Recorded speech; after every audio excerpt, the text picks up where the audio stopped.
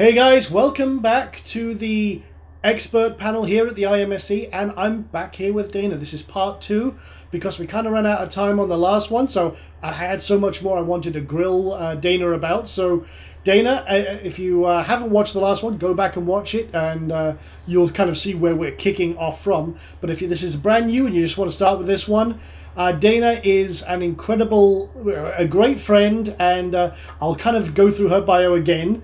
Dana is basically, she started her own business and was suffering with a chronic fatigue syndrome caused by Lyme's disease, which is a horrible thing to suffer. It just knocks your ass out. Yes. It just completely drains all of your energy. It's like running on zero power.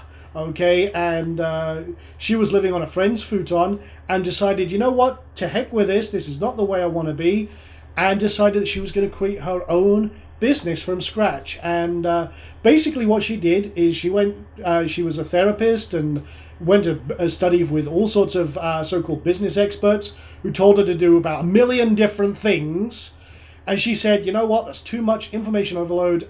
That's just not me. So she took this entire process, simplified it down to the bare bones, and created a 6-figure business out of nothing. And now she is a success coach, a business coach, a speaker, and this girl has got her fingers in so many pies, it's incredible. So Dana, welcome back. How you been? Happy to be here. Okay, so I guess what we want to do from this point, in the first one we talked a lot about what you specialize in, which is the inner game and the outer game. Inner game being mindset, what's internal to you, what's stopping you succeeding, and what could stop you succeeding that you may be not even aware of. And the outer game is, more about what you need to do in business and what's happening, the external factors and things you need to do externally to make your business a success. So we covered all that in part one, but like I said, I have so many questions for you. So now I'm going to put you on the spot. Okay, so this time, we talked about getting a business started, what it takes, the mindset you have to have, overcome all the obstacles. Okay, now, say for example, all the people watching this right now, we've been through all this, you and I, and many other successful people, but what does it take to actually get customers? You've got all your foundations set, you've got all your sales funnel optimized, you're ready to rock, you've got your products to sell. How do you actually start getting the customers that you so badly need to succeed in business? Now, does that mean that I'm assuming that they already have their niche and done their market research? Let's assume that they have, but you can cover a little bit of the base of that if you want to. I mean, because maybe there's people here who are like, how do I pick a niche? How do I get started? So let's back up then and take it from there. Well, it's really important to figure out and choose a niche in general, and I know a lot of people are resistant to that. Mm-hmm. They don't want to be whittled down. They feel like they're closing doors to business, and they don't want to make a choice. They can't make a choice. They just don't know yet. Maybe there's a few different people they want to work with. Mm-hmm. My best advice there is to just pick one and start. You can always change it. You can always go back and pick up a second niche. You can always completely switch it. We all probably have at some point started something and then completely gone someplace else. I used to be a therapist, not doing that anymore. I went to graduate school for that, not doing that anymore. So, people completely change their careers, let alone their niches. So no worries on that.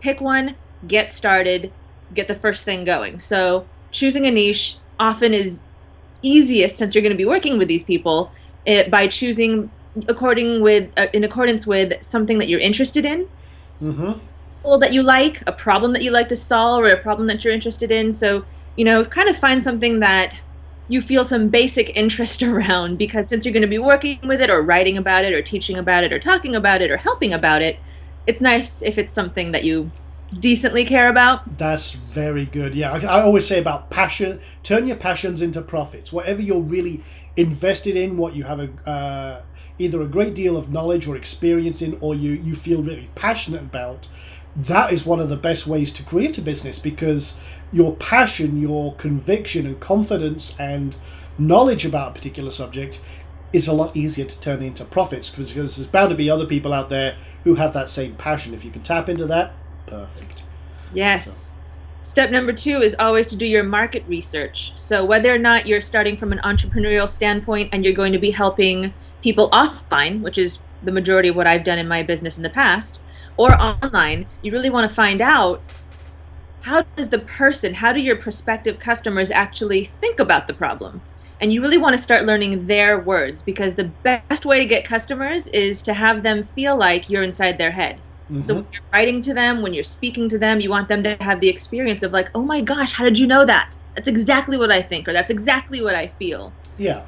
And they feel completely like you get them. And then it builds trust. You've already started to build that bridge of connection. So market research super important, because you want to learn what are their most urgent problems and how do they think about and talk about their problems. So I'm sure that you probably cover some of that, Sean, on how to do some market research. And yes, we do. Yeah.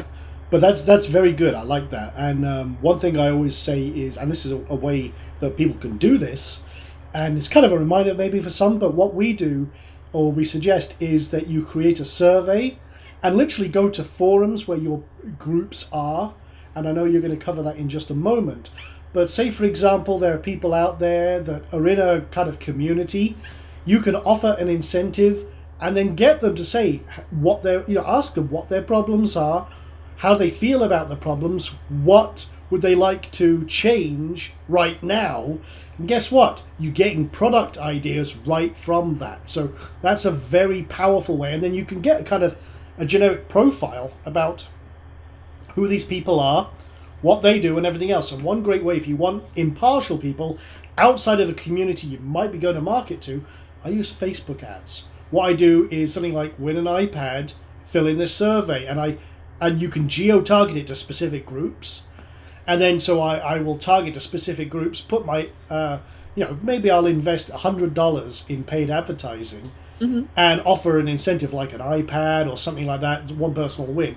It may seem like a big investment, but the knowledge you gain from that when you want to target your market is incredible. So you don't have to go with an iPad. Maybe you've got an audio recording you're going to give away. Something of value that they perceive as value, so they get a solution to their problems or a starting point. And guess what? You've got their information to market to them afterwards as well. So there's a couple of little side tips. So that's one way to do your market research. So I know that's kind of leading into your next point, which is where do they hang out? So talk a little about that for me. Well, with the online stuff, I'm sure, and by the way, all the stuff that I'm about to cover, we're actually going to do at that 2-day event, Wealth, Freedom, and Fun. So I'll actually take you through all of this at that event.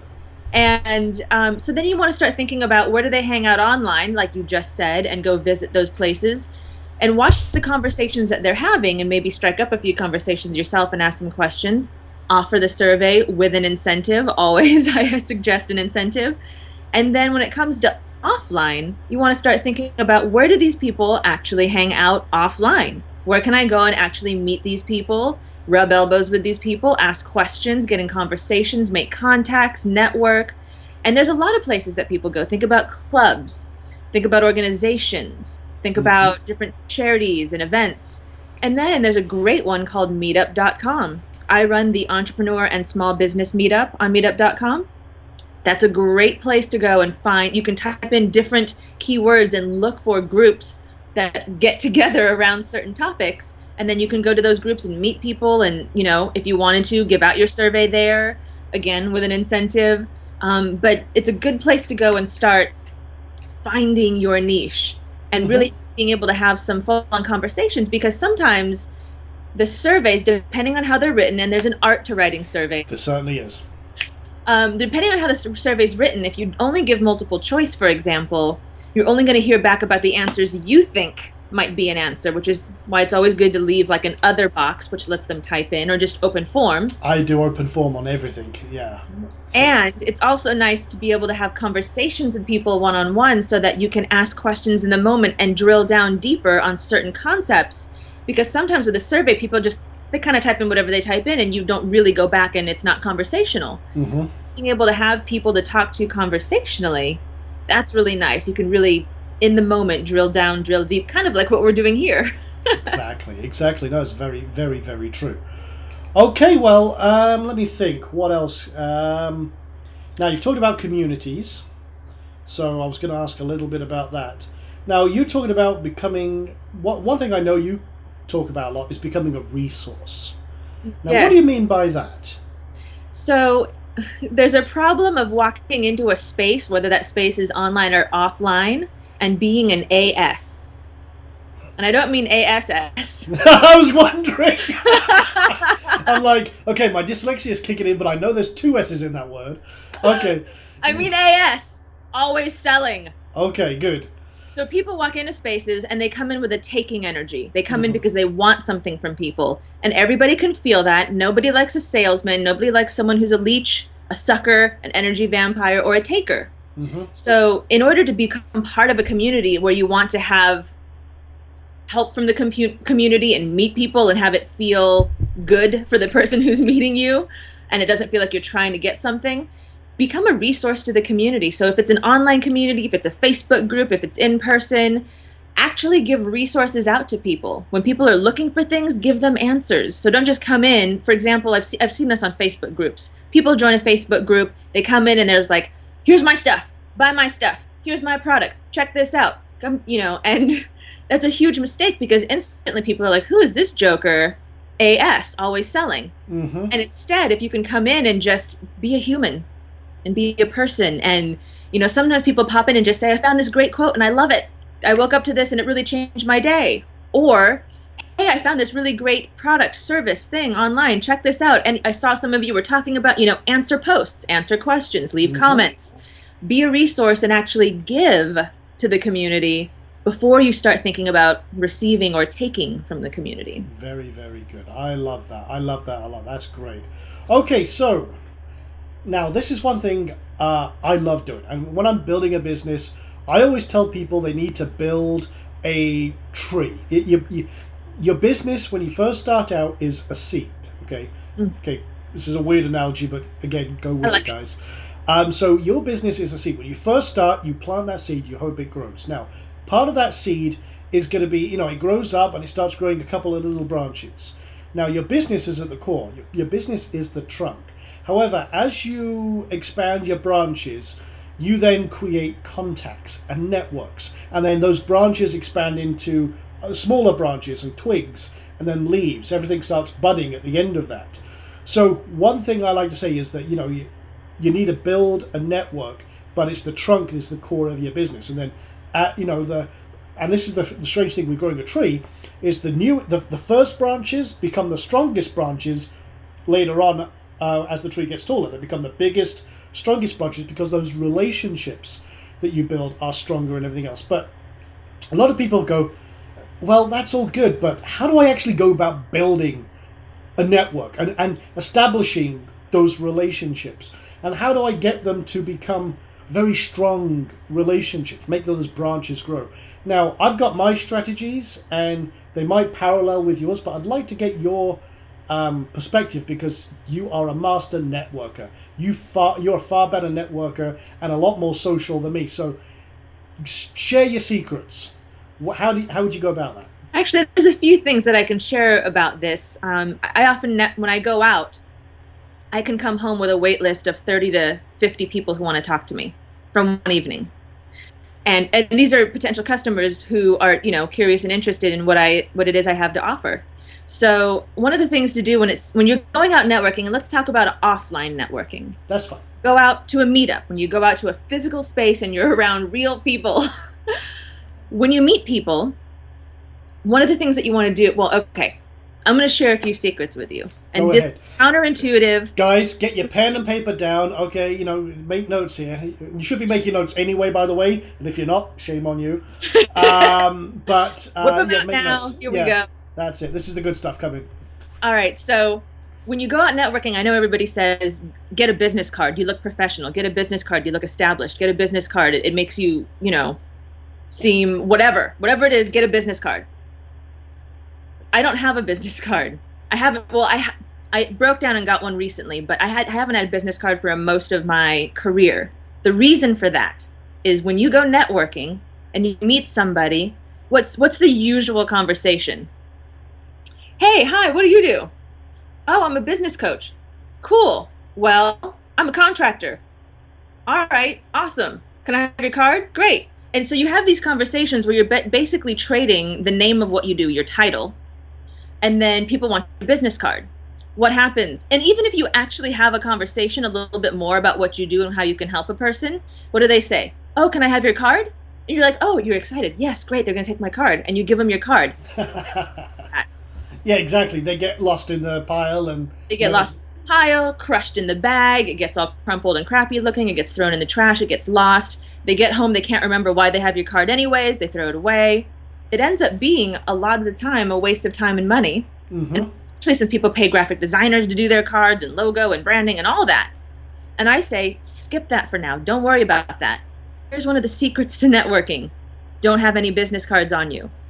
When you meet people, and you, whether or not how deep in the conversation you get or not with them, if they are interested in talking to you more, if they do say, can I have your card? You say, I'm sorry, I don't have any cards with me. You can say, I don't have any cards, or I don't have business cards, but that starts a whole nother conversation that's just never mind. Yeah. So you're to say, I'm fresh out of cards, or I don't have any cards with me, and can I have your card? And then I'll email you my contact information. That's exactly what I do. Okay, cool. Now where's the ball? Exactly. Love that. So you just don't take business cards with you. And sometimes you can have some stashed way in the back pocket in case you meet somebody where you absolutely need to have a business card, if that ever happens. Sometimes there's a few situations where you might need that, but most of the time you can get their information and contact them and give it to them. So you don't need a card. That said, you're out networking, you're meeting people, you're coming home with their cards. One of the biggest mistakes that people make is they don't follow up. Mm-hmm. The mistake that they make is they wait too long to follow up, and people can't remember who you are, what you guys talked about, why you were interesting, or why they wanted to talk to you again. So the secret there is within 48 hours. That's great. And that reminds me of one thing I did, and this is one of the things I used to do. I used to go and hold little kind of seminar type things for local businesses. I'd go to an area and I'd rent a hotel room, kind of like we do with speaking events, and then I'd get a whole load of people in there, and then what I would do is I'd give a presentation about 10 internet marketing strategies, and then what I would do is say we have a private program, but leave your business cards in this little bowl here. And if you're interested, I wouldn't even talk about prices. Basically, that makes the whole thing I was doing all about value. Okay, there was no pitch. I said, hey, we offer some interesting services that'll kind of cover a lot more than what we've shown here today. If you're interested, give us your business cards, put them in the thing, and we'll contact you. And then what happens is, if they're interested because they've seen the value in what you do. And this works online and offline. If they see the value, but then they give you the contact information so that you say, hey, we'll actually call you. Then you start that dialogue, you start that conversation, and then one-on-one, it's a lot easier to sell something than it is without. But that kind of leads me into my next question. And this one's going to put you on the spot. Okay. And I love the hand puppet thing. You got. If you ever stop speaking in that, you've got a future with Jim Henson. It's Nice. I love that. That was great. But okay, how do you go about initiating that conversation with a new client, especially for new marketers who are not quite comfortable? They've not done this before. How would you structure that conversation? So, say for example, I'm your new client. You just met me at a meetup. And you're calling me back to follow up. I've seen what you do. How would you start and initiate that conversation and work it around to the actual pitch? There's another secret to that. Would you like to know it? Well, that's why you're here. So one of the things that I like to do, when I go out networking, I come home with a wait list of people who want to talk to me. It doesn't mean I come home with a bunch of business cards with people who are curious about me. I come home with a wait list of people who want to talk to me. How I do this... Yeah, I was going to say, how do you distinguish between... Would you have a little notepad with you or something like that? Or how do you do that? I take a clipboard. And on that clipboard, I have a raffle. Or I have I'm giving away 25 sessions on this. I'm giving away 25... whatevers, or I'm raffling off 25 whatevers, or I'm raffling off a few whatevers. So when I talk to people and I meet people, if they seem like they're a fit, right? I'm not going to offer this to people who don't feel like a fit, but if they seem like a fit, then I offer them the clipboard and I say, hey, I'm going to be raffling off a blah, blah, blah. Or, hey, I'm giving away 25 blah, blahs this month. Do you want one? You want to grab one? The word is grab. You want to grab one, right? Because it's like, ooh, get in. Yeah, I want to get in. And so then they sign up and it's their name and their phone number, not email. Mm-hmm. You can do 3. You can do name, phone number, email. But if you're only going to do 2, just to make things snappy, it's phone number. Mm-hmm. Because you want to be able to call them. Emails, people can lose, ignore, whatever. Phone calls, people tend to get back to you.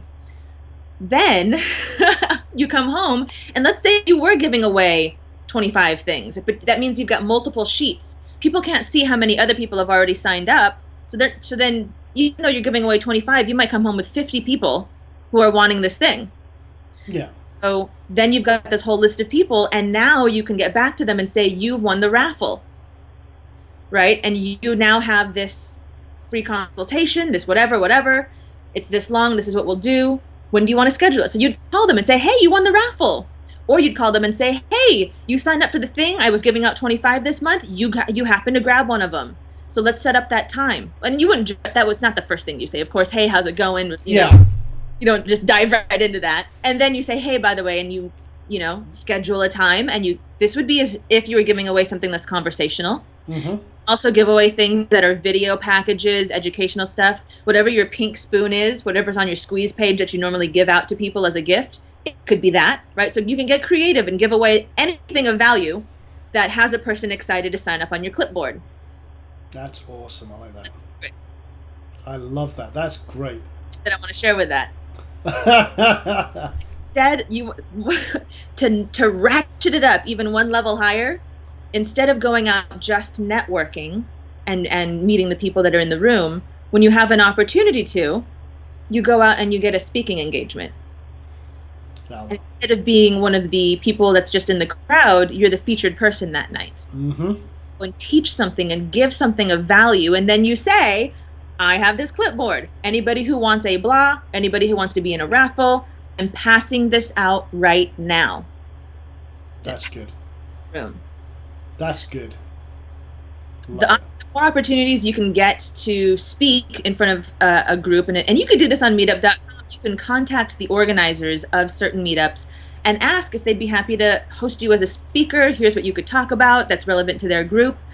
And as an organizer of a big meetup, I've got over 1,000 people in there. So people are always writing to me asking if they could come to speak to my meetup. Here's something that you should know. Please do not write to organizers in a taking energy, which is, hey, this is the AS problem, always selling. Hey, can I come speak at your meetup? These are all the things that I can do for your people. And just leave it at that.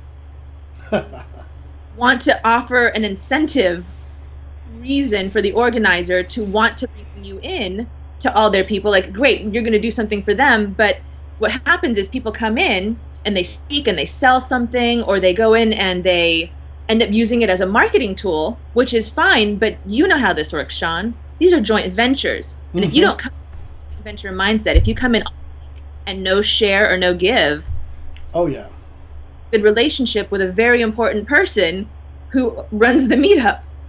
So you want to come in remembering to share and remembering to give, as opposed to take, me.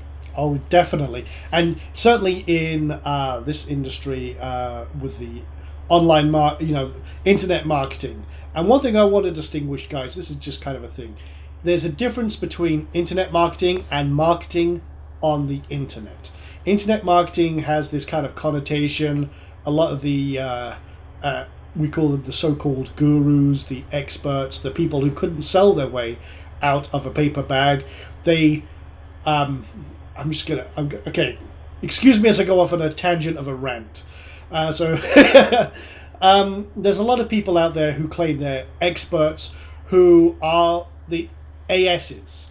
And I'm going to throw the extra S on there because that's exactly what they are. Well, yeah. They are, they basically are all me. They wrap it in a false, I'm giving you this, but they will nail you to the wall, take every cent your grandmother has and everything else, and the shirt off your back given half a chance. You've got to come at these things with value. and with, as you say, the giving mindset right up front.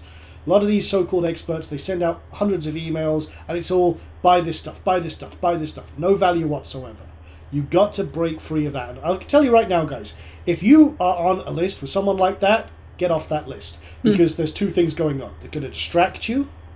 You're going to end up with a magpie syndrome, information overload, and it's going to actually put more roadblocks in your way. Because the more things that you bring in that are so-called the magic bullets, they're just going to take you off on the wrong path and probably show you more roadblocks than you'll ever imagine.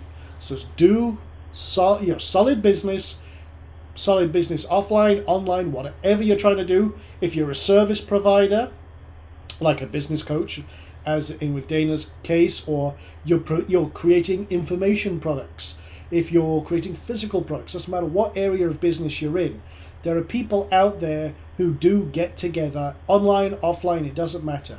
And there's all sorts of things you can take a lot of these offline tactics that Dana's just mentioned and do them online as well. Perfect example is if you were doing an incentive thing, you could do it through social media, do a giveaway type thing and say, hey, we're doing this, send it out to your email. We're doing this giveaway video with some great value content, and then have a little form underneath. If you're interested in speaking to me, there's only 25 limited giveaways, whatever they are.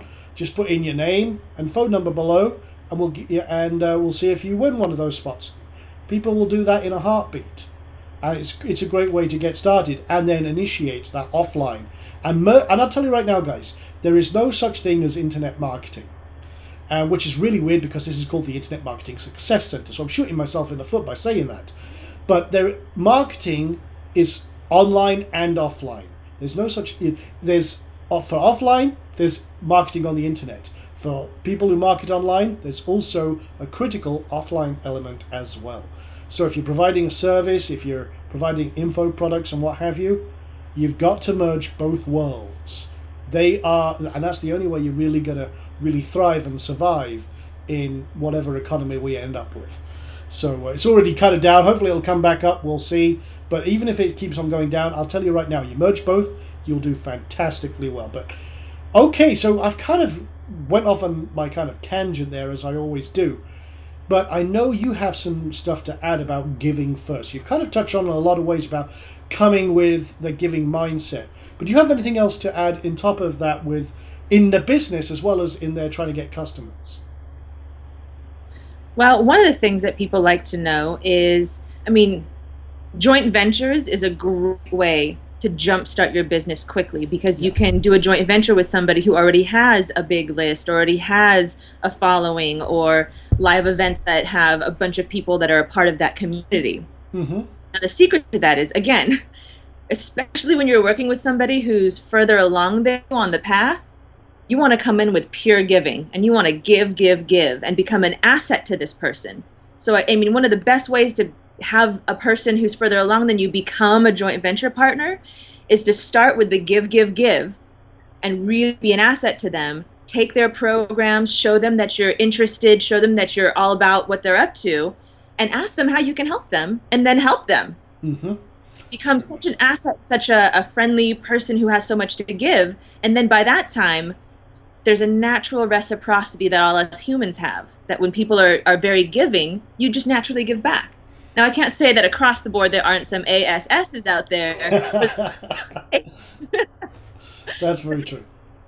When you're working with people, it's a great way to go, to remember to give. And I know that when you're first starting out a business, there can be a lot of, I don't know, and I don't have enough. There's a lot of scarcity mindset that can come up. There's a lot of worry and concern, and I think that scarcity can make us a little bit desperate sometimes when we start getting in that desperation for clients or desperation to get our business going. And I just want you to take a step back for a moment, center yourself before you go talk to somebody, and make sure that you're not in that desperation energy, and just do your best to be in a very open and giving energy when you talk to people, and it's going to make a big difference. No, it's very, very good. That's a very good point. Sorry. Turned off too by desperation. So just, like that center. No, you're absolutely right. And a lot of people are probably thinking, okay, I'm online, I've just started, I don't really have a list to give or anything else. But guys, here's the thing. If you've got a website, if you want to give, think about, oh, I could give you an ad space for your products on my website. Costs you nothing. You put an ad block on your site, or do a guest post. Let them post on your blog and then promote it to your network and community. Even if you're just getting started, send it out to your list, do a guest post. Ad space or something like that costs you nothing, but you're giving. And even if you say, hey, how can we help you? And they say, well, I can't think of anything, and you don't have anything to give. You've started that rapport with a giving mindset. You stick in their mind, so that later on, if you do have something to give, come back to that person and say, hey, I know we didn't have anything before, but now we might be able to help you with this. So again, they keep seeing that you're coming back, giving and helping them. Now I'm going to use the word I cannot pronounce, reciprocity. Well, yeah. Giving back. Okay, I had to think about that. I had to read it in my head. Okay, just verbal dyslexia now. But yeah, that reciprocity really kicks in, and they'll feel like, okay, cool. Well, what are you working on? Then they'll ask you, well, what do you do? How what business are you in? And then they'll start to see. I mean, like for example, me and Dana. I went to this event back last year. It was in San Francisco, and I met Dana. She was actually not a speaker at this event. But I just couldn't help but notice that she was involved in networking with the speakers. And I'm like, this is an interesting person. And she's in the front row. And I'll tell you what, I've never seen anyone type so damn fast making notes. And she's got a Mac there. And I'm like, okay, so I struck up a conversation and got to know. And it turns out she's actually a speaker, that she runs these groups in San Francisco. And she has lots of products. And she's in the same space. And this is the space I was wanting to move into. So, and basically, the first thing she said to me is, well, what do you do and how can I help you? Which blew me away. I'm like, this is refreshing, especially coming from the market I'm in. And I said, well, okay, yes, cool, yeah, okay. Then she was talking about we were talking about me wanting to start speaking more. So she goes, well, I can maybe help you with that. And she told me about her experience, and I'm like, well, that's great. And then my immediate reaction, before I even knew it, I said, well, what are you trying to do? What are you looking for? She told me what, and it was a perfect match. Yeah. So that is why we've created this really good friendship, because of this, because she's wanting to automate her systems, and she asked me, what do I do? And I told her about how I set my sites up and my sales funnels up, and it's all automated. And she goes, that's exactly what I want to do. I was like, perfect.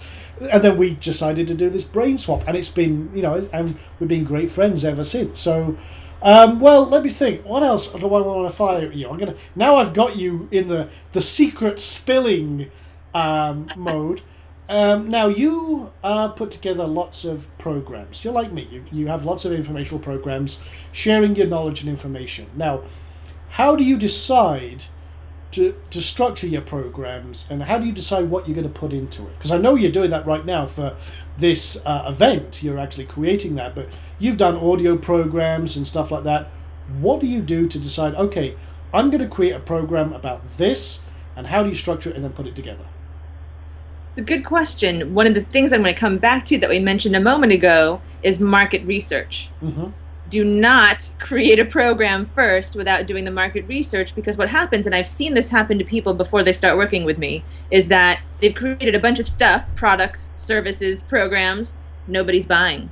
They're like, well, I just don't understand why nobody's buying. I've created this thing and it's pretty awesome. But then you go and you ask the niche and the people in it, like, what's the most urgent problem for you? What do you need help with right now? And it's not that. Or maybe it is that, but it's worded wrong.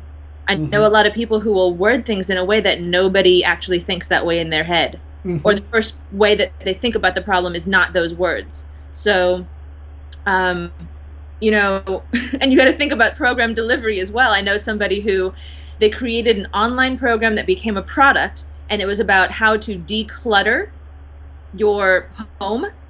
And it ended up being this like long module thing, and it had all these like this reading to do and stuff like that once it was a product. Well, the people who have cluttered homes don't want to read this whole book on how to declutter your home. It was not the right format for the audience. And so you really got to think about, what do they want to know, or what do they want, what problem do they want solved, what solution do they want, and how do they want it delivered? What would be a good way for that to be delivered? How do they want to be helped? So these things have to be kept in mind before you develop anything. And then, of course, there's a lot of things that come into play that I take into consideration from my psychology background, because I do a lot with the work of the psychology of buying, the psychology of selling, and then the Hmm. psychology of teaching. Because all the I mean, no matter what you're doing, even if you're selling toilet bowls, it's a human who's buying it from you, Yeah, right? that's very true. This is a very good perspective. Fast product, it's always a human that's buying. So you really need to understand the inner psychology of people when it comes to buying, selling, and what they want. And so, that in mind, if you're doing something that's informational, an info product, a course, a training, anything like that, you want to keep in mind how people work in their brains. So they can't sit for hours at a time and just take in information. If you're doing something live, you have to take a lot of little breaks. And I don't mean we're going to take a 10-minute break, go get up and walk around. I mean, stop and turn to your partner and say something. Please write this down.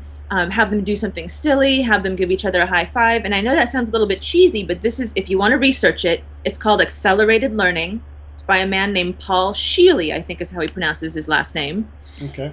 He studied was that human brains need to interact in order to learn best. And if you want them to stay focused and being able to take in information, you need to give them these little breaks.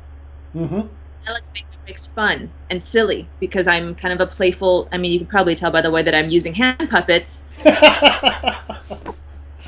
But I like things to be, fun and playful. I mean, playful is a part of who I am. So Yeah. you'll see when I teach, you'll see that from the stage when you come to the event, and so that all helps.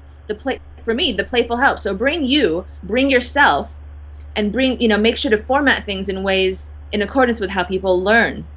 That said, also format things in the way that people buy and people would want to buy. So sometimes, depending on your audience, having a year-long program is not the best way to go. Sometimes it needs to be like a 6-week program, right? Exactly. That's what we formatted the Inner Circle Kickstart program to be. Because people just starting out, they want short bites. It's a 6-week program. That's it. And then if they go up to if you're an elite member, we've got the 12-month program, which is much more in depth and more overall about more all-encompassing. So there's a lot more to that. But our elite members are usually a lot more busy, and they want to bring these influences in over time. So we've actually made it a much wider scope course. So exactly what you're saying, you bang on the nail. That's brilliant. So Now, okay, most of your sorry, audience go ahead. is most of your audience that's going to be watching this and listening to this right now doing stuff online or doing also stuff offline when it comes to creating products? There's gonna be a mix. I know we've got a lot of people here that have an offline business they're bringing online. We've got a mix of people who are just starting an online business. But the cool thing here is, like I say, there's a lot of offline elements you also need to bring in, and can bring in to get more customers very quickly, or merge the offline and the online strategies. Think of ways you can take these offline strategies, bring them online. And we've got service providers here, people who do search engine optimization for companies and consulting and stuff like that. We've got people of all walks here. So everything you're giving is absolutely pure gold. And if you think, guys, I'll say this right now, if you think this doesn't apply to you, keep a note of this anyway, because one day it's one of those things you're going to tuck in the back of your mind and think, oh yeah, what was that thing that Dana said? Oh, that could actually apply right here in my business where I'm at now. So even if you're right at the start and you think, maybe this isn't for me, this isn't for me right now, it might be later on. And this is all pure gold. I mean, like I said, Dana created a 6-figure business from nothing with a debilitating condition, and used all these strategies she's sharing with you, which right now, I mean, some of the people watching this are getting this information for free.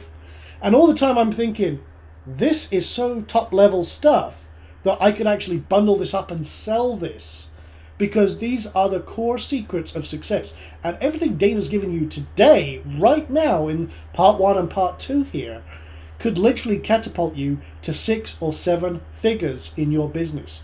And you could take some of these strategies, just initiating those phone calls, speaking with people one-on-one, and literally land a 10, 20, 30, 50, $100,000 client. You never know what's around the corner, but it starts with exactly what Dana's saying here. personal interaction. And I'll tell you right now, if you think, well, I'm not a salesman, guys, if you're in business, you're a salesman. Everything you do is about selling. Even if you're giving up front, eventually you will be selling. And it's all about the psychology of your customers and you as the provider and of that solution to whatever their problems are. So, okay, another tangent there. I do apologize. Okay, so let me wrap this one up with one last question. Now, we've talked about having vision, market research, getting customers, and everything in between. What would you say to someone who thinks this is just too much? They get started, they're jumping in there, they've got their self-doubts, their fears and everything else, but even now they're suffering from information overload. We've given a lot of great information, and they're thinking, well, I just want to make a couple of extra dollars. I don't know if there's any of this applies to me, or, and they're having that, I don't know. Well, how would, from a psychology perspective and a mindset, let's not say psychology, let's say a mindset perspective, how do you break through that barrier? Because I know you had to do that yourself. Of being overwhelmed and too much information and not knowing what to do? Yeah, and thinking, I'm just starting, but maybe this isn't for me, and then wanting to back out of even starting a business. Mm-hmm. Well, one of the things I would say to pay attention to, this is something that we haven't spent much time on in here so far. It's something that I cover, and I'll actually, you know what? I'll send some extra gifts along with when people sign up for the gifts package.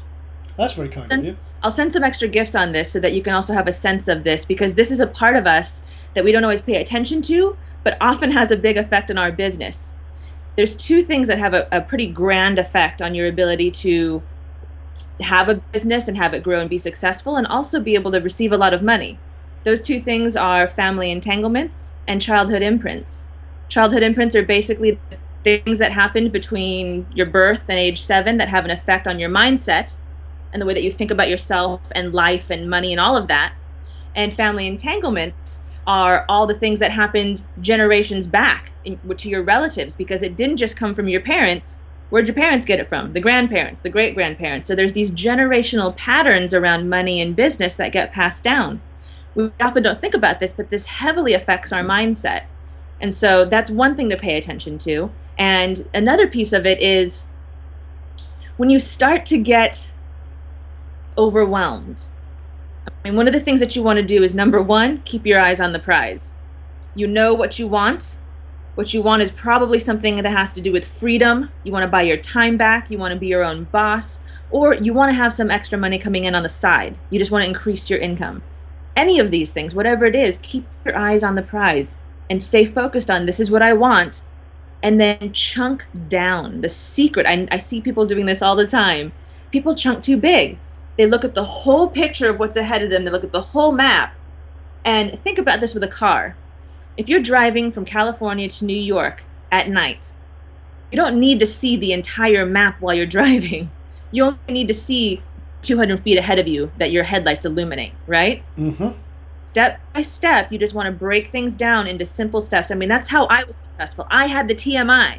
I went out and took business courses and was so overwhelmed with what they were teaching. I was like, I can't do all this.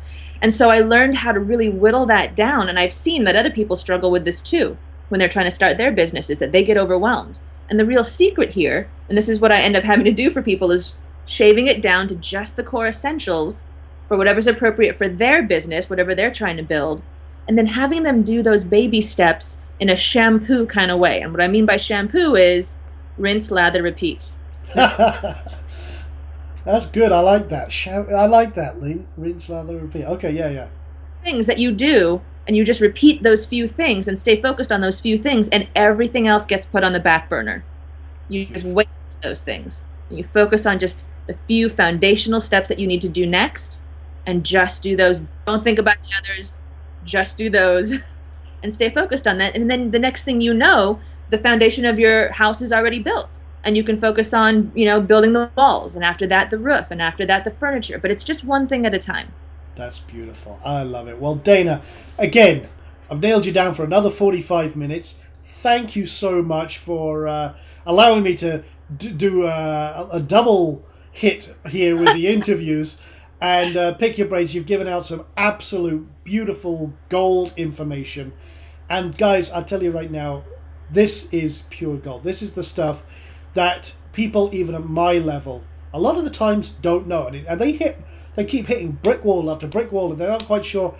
This is why you need to be part of the inner circle. And if you're not part of the accelerator level or the elite level, check it out, because again, what we're going to do at the elite level is literally I'm going to open the floodgates and put Dana really under the spotlight and let some of you ask her questions one-on-one, and I'm also going to take it to the next level up and ask some more detailed higher level questions for our elite members. So again, that's going to be part of the elite mastermind, so keep an eye out for that. Those revolve around, so keep an eye out for that. And Dana, again, thank you so much. I really appreciate all the beautiful information you've given everyone today, and I'm going to let you go for the second time, but you're going to be back.